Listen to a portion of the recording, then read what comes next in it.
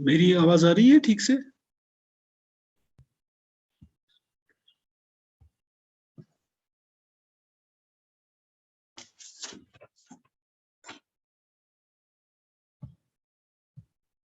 On करते हैं, white board पर शेयर करते हैं हम। ओके, तो हमने जो कल किया था वो ये था कि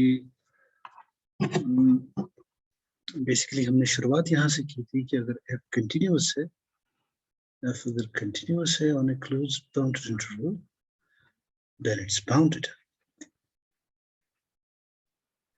फिर हमने ये किया था कि अगर इनकी साइंस ऑपोजिट है, मान लो f ऑफ a पॉजिटिव है and f of b negative है, इनकी ऑपोजिट साइन है एंड पॉइंट्स पे, तो किसी पॉइंट पे for some point c inside this open interval and inside this interval f of c must be 0 provided this function is continuous।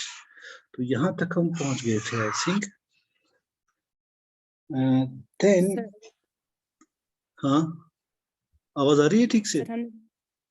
Yes sir, हमने लिया था, मतलब यहाँ पे हम देख रहे हैं कि फंक्शन अगर कंटिन्यूस होगी एक इंटरवल में क्लोज्ड तो ये बाउंडेड है। फिर हमने प्रूफ में लिया है सीक्वेंस, तो हमने बोला कि जेटा इसका जो है लिमिट पॉइंट है। फिर हमने लिया वहां पे सब सीक्वेंस, उसका भी हमने लिया है ये लिमिट पॉइंट जेटा है। लेकिन ये मत जरूरी है कि सब सीक्वेंस का भी वही लिमिट पॉइंट हो, अगर लिमिट होगा तो होगा, लेकिन यहाँ पे लिमिट पॉइंट है, ये मत जरूरी है। मेरे कहने जरा फिर से बताओ, इस रिजल्ट में मतलब कौन सा थ्योरम? इस फर्स्ट थ्योरम में अगर फंक्शन कंटिन्यूअस है तो ये बाउंडेड है। हाँ, कंटिन्यूअस है तो ये बाउंडेड है, तो हमने कहा था फिर then we can find a bounded sequence, है ना? यस सर, फिर हमने सब सीक्वेंस ली थी ना। हाँ, तो हमने एक रिजल्ट प्रूव किया था कि अगर L है is a limit point of the sequence, right? तो मैं उसी को एक्सप्लेन करता हूँ। Of a sequence xnk, of xn, n runs from 1 to infinity, then there always exists a subsequence xnk, k runs from 1 to infinity such that this xnk converges to L as k approaches infinity। तो ये हमने वहां use किया ये result, जो limit of the sequence L है, right? अच्छा, limit point sequence होगी तो देर एक सब सीक्वेंस होगी, वो सब सीक्वेंस खुद एक सीक्वेंस होती है। व्हाट्स अ सब सीक्वेंस? जैसे subset is a set itself, है ना? तो a subsequence is a sequence itself which is a subset of the original sequences and preserves the order of that sequence। यानी जिस ऑर्डर में वहां टर्म्स आ रही हैं, मैंने बहुत उस पे एम्फसाइज किया था कि अगर तुम्हारे पास कोई सीक्वेंस है से 1, 1/2, 1/7, 1/8, कुछ इस तरह की सीक्वेंस है, तो सब सीक्वेंस क्या होगी? हम इसकी कुछ टर्म्स लेंगे लेकिन ऑर्डर मेंटेन करें। यानी इसमें अगर कोई तीसरी टर्म है तो वो पहले आएगी, और अगर कोई पांचवी टर्म है तो वो उसके बाद आएगी। मतलब यहाँ पे मान लो 1/9 है तो 1/9 इसके बाद ही आएगा इस सबसे। ठीक है, अगर मेरे पास सीक्वेंस -1 हाँ बिल्कुल, तो इसका लिमिट पॉइंट है इसका 1 लिमिट एंड पॉइंट है -1। 1 -1, है ना? ठीक है ना? यस सर, फिर अगर हम अगर तुम सब इसका एक ये सब सीक्वेंस लोगी 1 1 1 1, this would converge to this limit तो point इसका 1। लिमिट ओनली 1 है। हाँ, इसी तरह से -1 भी इसकी एक सब सीक्वेंस है ना? And that converges to -1। ठीक है, ये क्लियर हो गया? जी सर। इसी पॉइंट पे दिक्कत थी ना कि हमने ये यूज क्या किया वहां पे। तो अगर तुम्हारे पास कोई भी, मतलब दैट्स रादर ऑब्वियस, अगर तुम ये सोचो कि लिमिट पॉइंट के हर एक neighbourhood infinitely many terms of the sequences को कंटेन करता है, तो उसी इन्फिनिटली मेनी जो पॉइंट्स है हम उससे एक और, वो तो एक सब सीक्वेंस है ओरिजिनल सीक्वेंस की। इसको क्या हो गया, इसको बंद करना है।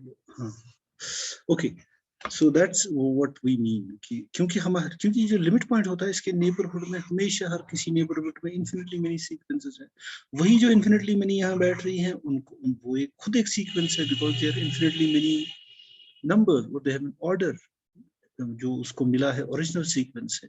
तो उस ऑर्डर को मेंटेन करते हुए अगर मैं ये वाली सब सीक्वेंस लूं which lies in arbitrarily close to this limit point, I get a sequence that converges there. मतलब ऐसे अगर तुम सोच सको. Anyways, now let's come to this intermediate. Sir जो फंक्शन है ना सर. हाँ बोलो. सर जो वहाँ फंक्शन है ना f of x and k. f of x, f is a function. f of x and k वो है greater than n k. वो कन्वर्ज हो गया डाइवर्ज में. पता नहीं क्या बोल रहे हो तुम. कौन सी सीक्वेंस तुम कह रहे हो? जो ना फंक्शन है, function of x and k. अच्छा, xn is a sequence. वही तुम कह रहे हो? xn is a sequence, right? Yes sir. मर f of x and k. क्या f of x and k? f of x and k, हाँ. Function. बिल्कुल. Yes sir. ये है greater than n k. ये है greater than n k. ये है greater than n k. हाँ. है ना सर? ये डाइवर्ज हो गया कन्वर्ज. ये कम से कम अब ये है ना, ये डाइवर्ज हो गया कन्वर्ज, इसका कुछ मतलब नहीं है ना. अगर ये ट्रू है जो कि उस वहां पे है फॉर ऑल n के, ठीक है ना, मतलब ये किसी नंबर से बड़ी है in any case whatever this domain, यही वहां पे है ना. ऐसा ही कुछ लिखा था वहां पे. तो अगर ऐसा लिखा है so this will never converge. Why? क्योंकि कन्वर्ज कौन सी सीक्वेंस होगी? जो इवेंचुअली कम हो रही है. अगर कोई सीक्वेंस बड़ी हो रही है तो उसका क्या होगा?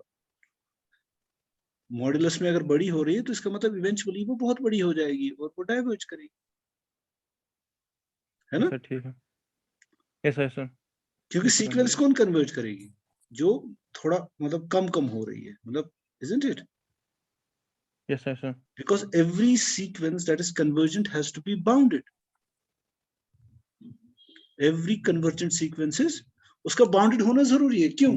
क्योंकि अगर वो बढ़ती गई तो वो कन्वर्ज कहाँ करेगी? वो तो आफ्टर स्टेज किसी भी नंबर से बड़ी हो जाएगी. So since this would violate the boundedness of that sequence, so therefore it cannot. If a sequence is not bounded, it cannot be convergent. Anyway, so let me hope that this answers. और कोई चीज जो पूछनी हो तो फिर हम जाएंगे इस इंटरमीडिएट वैल्यू थ्योरम पे. No sir. Okay, now what we are going to do is that we will just state the intermediate value theorem, so which अब ज्यादा मुश्किल नहीं होना चाहिए जो हमने अभी तक प्रूव किया. Intermediate value theorem says कि अगर कोई फंक्शन continuous है on an interval, on a closed interval, so let me write it down तो फिर इसको बात कर सकते हैं. Intermediate value theorem.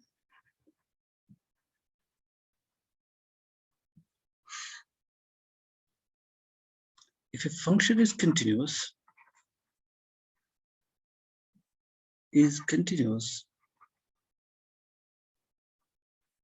on a closed bounded interval,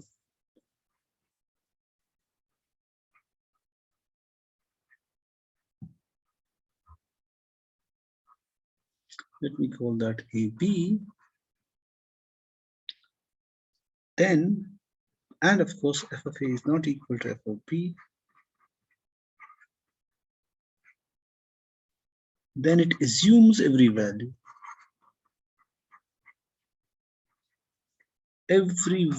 between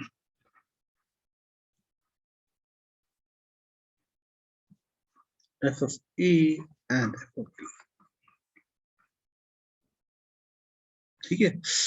तो आइडिया ये है कि हम ये कहना चाह रहे हैं कि अगर कोई डोमेन किसी कंटिन्यूअस फंक्शन का एक पीस में आता है, कंटिन्यूअस, यहाँ कोई मिस नहीं होता, मतलब अगर वो एक टुकड़ा होगा, क्योंकि कंटिन्यूअस फंक्शन के लिए इंटरवल मैंने बोला जरूरी नहीं, वो एक टुकड़ा होना चाहिए रियल लाइन का, कंटिन्यूम उसका हिस्सा, मतलब डिस्क्रीट तरीका से नहीं हो सकता जब हम कंटिन्यूटी को डिफाइन कर रहे हैं. तो उसकी जो रेंज है वो भी उसी तरह का एक कंटिन्यूअस पीस होना चाहिए. It would map a connected set to connected set in a way हम हायर मैथ्स में कहते हैं. सो प्रूव करना आसान है वैसे. Now let A be any number between f of a and f of b, तो मुझे दिखाना है कोई वैल्यू है डोमेन में विच जिसका जो मतलब जिसका जो रेंज है या जिसकी जो इमेज है वो ए है, and I have to find, then we have to show, then we show that there exists C belonging to the open interval AB such that f of C is equal to A, and it is assumed कोई भी number by the function in its domain. Okay, now what we do, हम ऐसा करेंगे, consider another function. Consider this function phi on the same interval 2r, where the formula for this phi function f of x is given to be fx minus a. अब चूंकि ये continuous function है और ये constant है, so this is again a continuous function. Clearly, f of x is continuous. Clearly, phi is continuous whenever f is continuous. So it is continuous on this closed interval AB. And so phi of x is defined as, चलो मैं लिख देता हूँ फिर से, it is defined as f of x minus a. So now phi of a किसके बराबर होगा? It would be f of a minus a, and phi of b, by the formula we just put it there, it would be f of b minus a. Now we know that a is a number between a हमने क्या लिया था? It is a number between f of a and f of b, or it could, मतलब हमने कहा between, और ऐसी भी सिचुएशन हो सकती है f of b is less than a is less than f of a. अगर f of a बड़ा है तो ये सिचुएशन होगी, अगर f of b बड़ा है तो ये सिचुएशन होगी. वो दो चीजें हो सकती है ना. हम कह रहे हैं कि f of a पहले ही हमने माना इसके बराबर नहीं हो सकता. अब या तो f of a is less than f of b, और f of b is less than f of a. And अगर a उनके बीच में नंबर है तो दो सिचुएशन, राइट? तो what I'm trying to say is this, then this phi of a in this case किसके बराबर है? f of a minus a, तो ये नेगेटिव होगा. और phi of b जो होगा, it would be f of b minus a, तो ये पॉजिटिव होगा, है ना? इन दिस पर्टिकुलर पहला वाला केस जो है, और दूसरे वाले केस में इसका उल्टा होगा, यानी f of a minus a would be positive and f of b minus a would be negative in this case, right? यानी जो कि बराबर है phi of a के और जो कि बराबर है यहाँ पे phi of b के. तो कहने का मतलब इन एनी केस अगर ये नंबर इन दोनों के बीच में है तो इनकी साइन जो है वो सेम नहीं होगी. अगर एक पॉजिटिव होगा तो दूसरा नेगेटिव होगा. So therefore, and f of a, phi of a and phi of b are of opposite signs. हमने किया था अभी, पिछला वाला थ्योरम कहता है अगर तुम्हारे पास कोई कंटिन्यूअस फंक्शन है, f of a पॉजिटिव है, f of b नेगेटिव है, या f of b पॉजिटिव है, f of b या ऑपोजिट साइंस के हैं वो, then there exists some c belonging to this open interval AB such that phi of c is equal to 0, which means f of c minus a is equal to 0, which means f of c is equal to a. तो हमने एक ढूंढा है, मतलब एक point ऐसा exist करेगा such that f of c is equal to a. तो बड़ा ही सिंपल था. So I think we should leave here this continuity का जो हमने किया. हम एक और नई चीज डिफाइन करेंगे अब, that is uniform continuity. So let me, okay. Now continuity हमने define की थी. I have a function, right? मैंने वो define की थी on an interval, right? हमने कहा था f is say continuous at some point x naught in its domain, if for any epsilon positive there exists a delta positive such that f of x minus f of x naught is less than epsilon whenever x minus x is less than delta. और इसको हमने ऐसे भी किया था कि f inverse of f of x naught minus delta x naught plus delta always contains f of x naught sorry epsilon f of x naught ठीक है plus epsilon. Okay, so that was मतलब इसी का एक वो मतलब इससे हम ये deduce कर सकते हैं. This is their equivalent statements basically. Now यहाँ पे क्या है? f is continuous at x naught. फिर हमने कहा if f is continuous at every point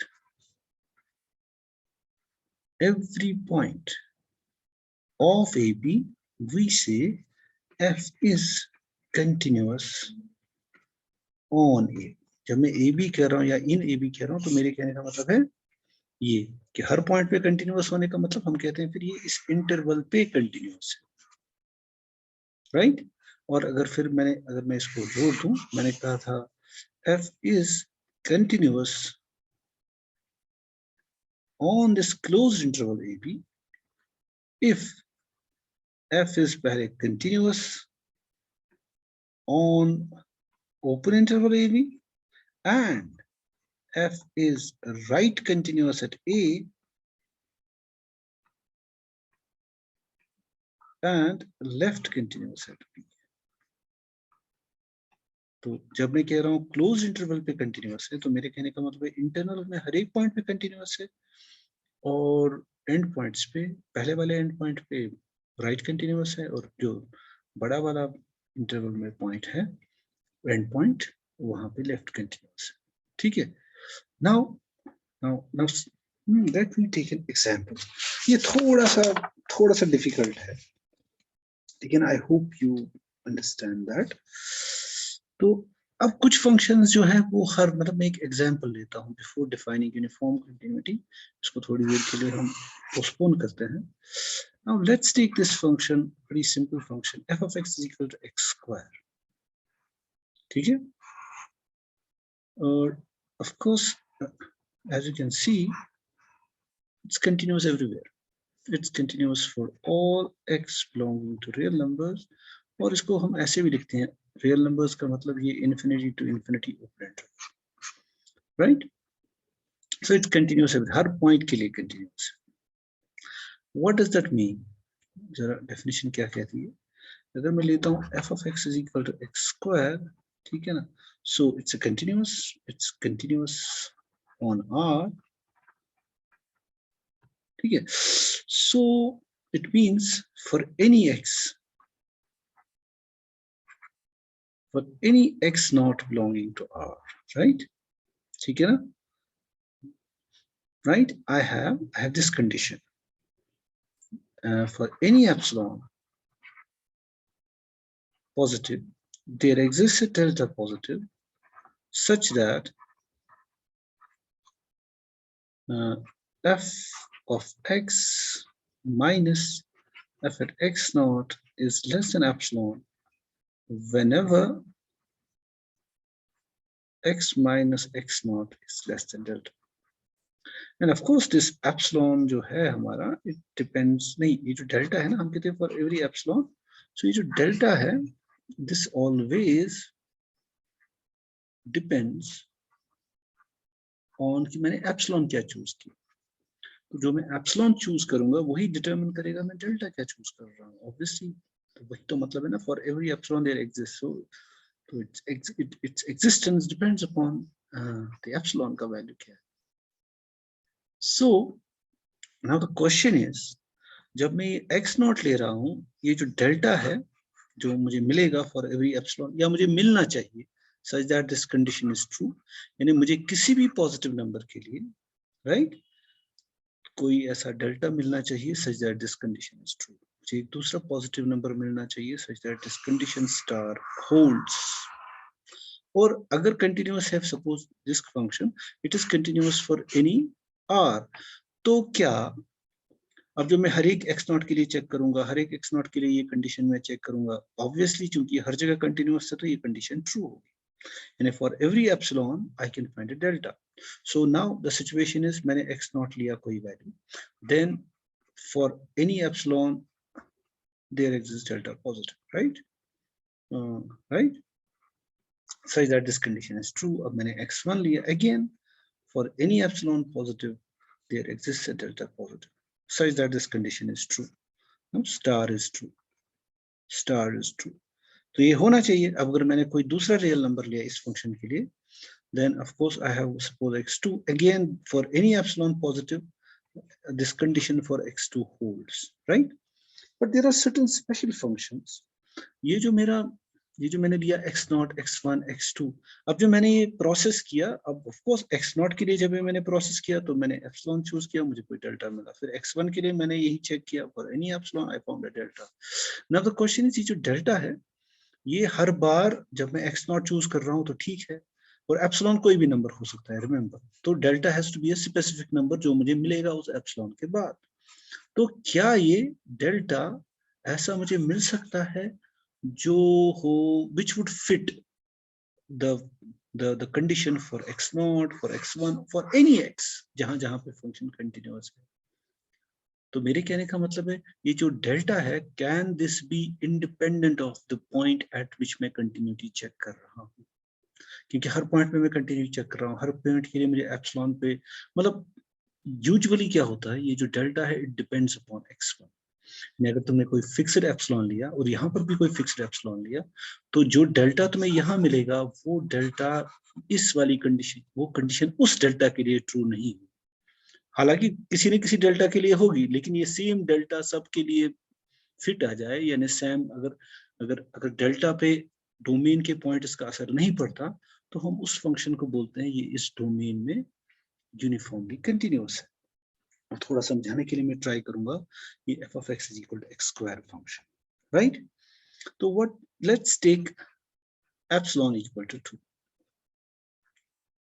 मैंने एप्सिलॉन को फिक्स किया, ओके, तो बाय दैट कंडीशन नाउ क्या होना चाहिए, f of x minus f of x naught under this condition should be less than 2, then there exists a delta positive, है ना, such that x minus x naught is less than delta, ये मुझे मिलना चाहिए, है ना।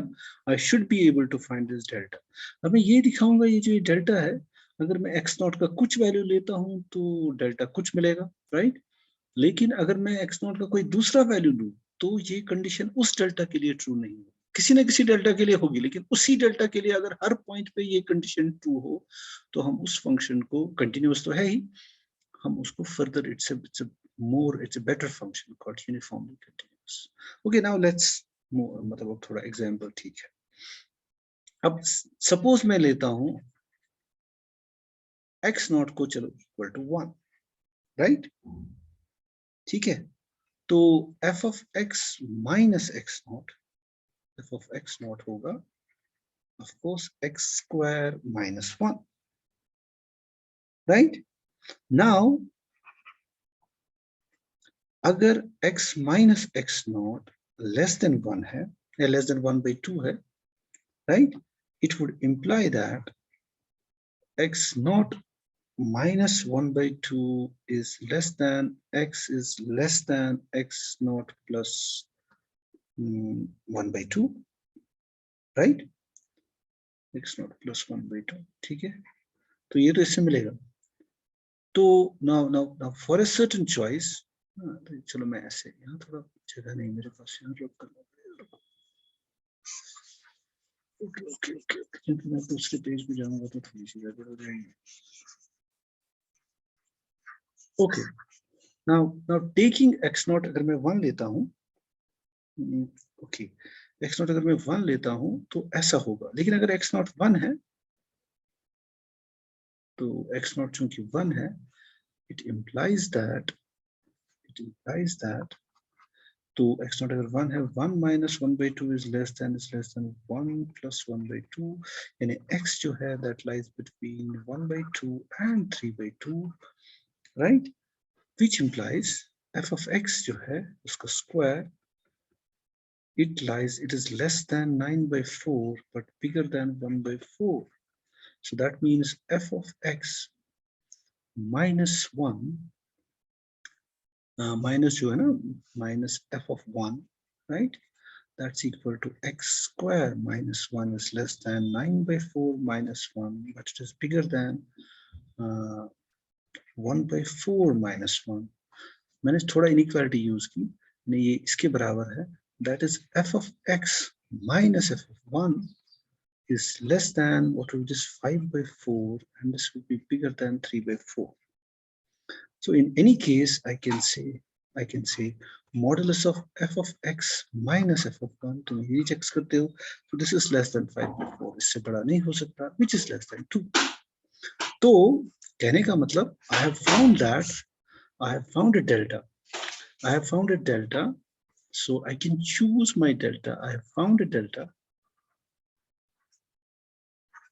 Yeah, ऐसे में लिखता हूँ, for x not equal to 1 I have found a delta that's equal to 1 by 2 which is positive such that fx minus fx naught जो कि यहाँ पे है which is equal to f of x minus f of 1 is less than 2 whenever x minus 1 is less than delta. तो 2 के लिए मैंने 1 by 2 मुझे मिला जो इस कंडीशन को फुलफिल करता है. जब मैंने एप्सिलॉन को लिया 1, राइट, एप्सिलॉन को जब मैंने 2 लिया सॉरी, तो मुझे डेल्टा मिला 1 by 2. आई हैव मतलब मैंने कैलकुलेट करके देखा, हाँ ये इस कंडीशन को होल्ड करता है. ठीक है. द क्वेश्चन इज अगर मैं अब x को लूं, x नॉट को लूं सपोज 10 और एप्सिलॉन को भी लूं 2, तो क्या delta equal to 1 by 2 same number उस कंडीशन के लिए भी ट्रू होगा?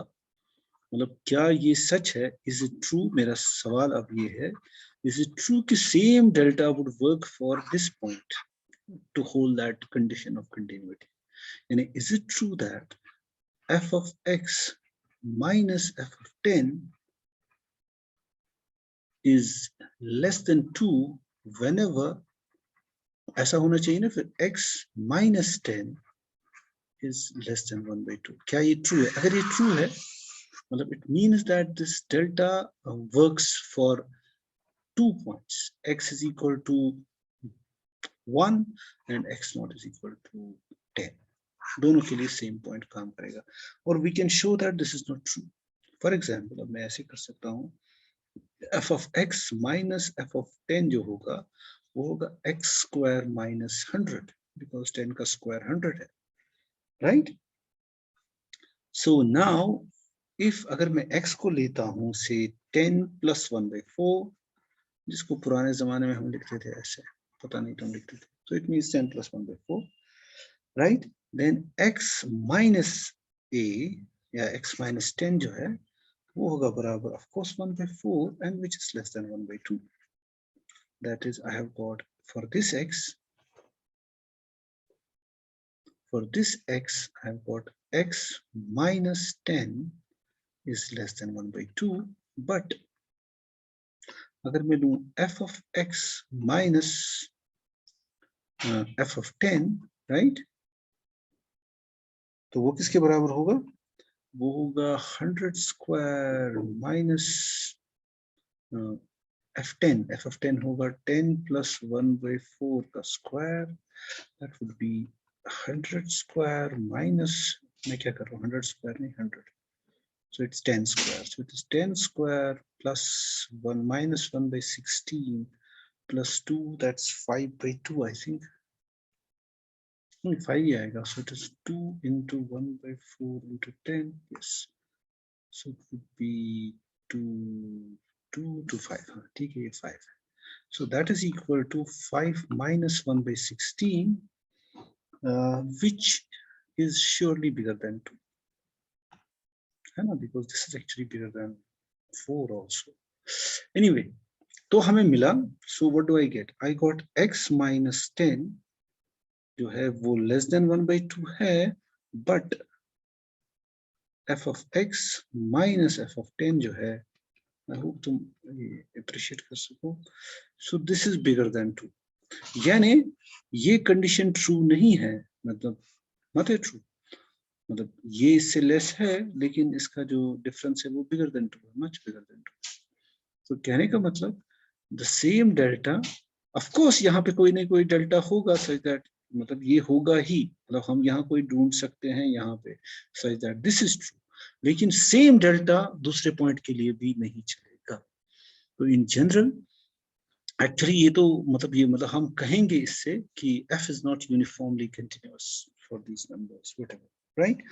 For मतलब ना for this domain जो मतलब सभी r के लिए नहीं होगा. So okay, so the question is then what is uniform continuity? हम उसको define करेंगे. तो okay, I hope this bit is clear. Should I go for definition? Okay.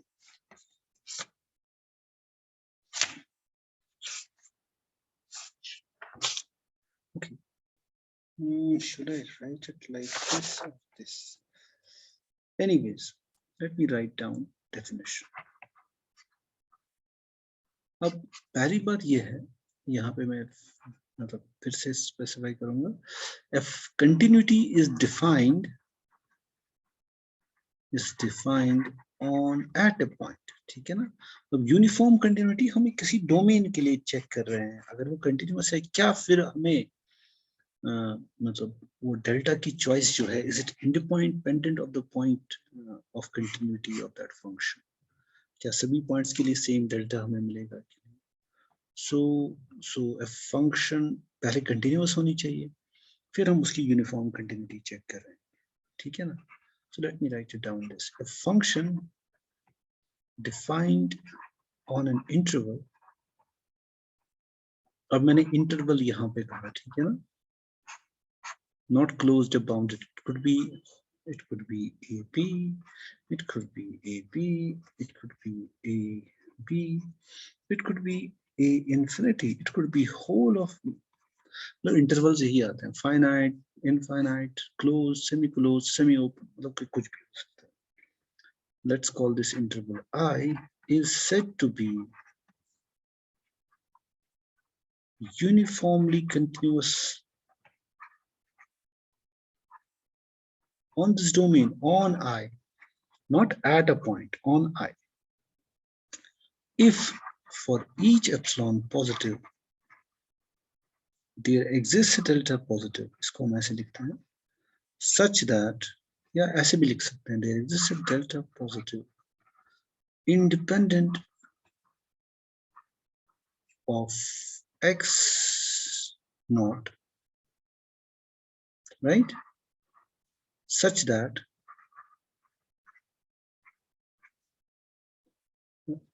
f of x minus f of x naught is less than epsilon whenever x minus x naught is less than delta, right? Oh yes, तो यही होना चाहिए, independent of x naught, and this has to be true for, of course, all x naught belonging to I. लेकिन I can make it a simpler one, और हम ऐसे लिखेंगे better इसकी, मतलब ये तो है आइडिया हमें कि अब क्या है, लेकिन इसी चीज को थोड़ा बेटर लैंग्वेज में हम ऐसे लिख सकते हैं, और फंक्शन is uniformly continuous, मतलब दोनों का एक ही है, मुझे लगता है तुम वो समझ पाओगे, लेकिन वो थोड़ा बेटर रहता है. On I, if for each epsilon positive there exists a delta positive such that f of x1 minus f of x2 is less than epsilon for any x1 x2 belonging to the domain such that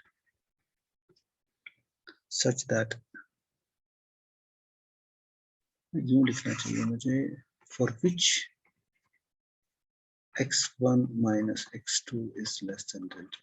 मतलब ये better है क्योंकि इसमें थोड़ा सा वो language ज्यादा more precise बन जाती है। दूसरी वाली डेफिनेशन में हम कह रहे हैं कि अगर ये मतलब कोई भी दो पॉइंट्स तुम ले लो, अगर उनके दरमियान डिस्टेंस लेस देन डेल्टा है तो उसकी जो इमेज है उनके दरमियान जो डिस्टेंस है वो लेस देन एप्सिलॉन होगी। तो ये जो कोई भी है यहाँ पर भी वही हुआ कि इंडिपेंडेंट ऑफ एक्स लिखा मैंने, but this is a better one I think. Okay anyway, but idea तुमने समझ लिया, तो तुमने आइडिया समझ लिया तो इश्यू ज्यादा है। ओके, अब हमने देखा जैसे एक एग्जांपल हमने देखी f of x is equal to x square is continuous। हाँ सर हाँ अभी लंच ब्रेक है, इसके बाद 2 बजे दूसरी क्लास है, हाँ तो हम आज इतना ही पढ़ेंगे। कितना बज गया? 1:30।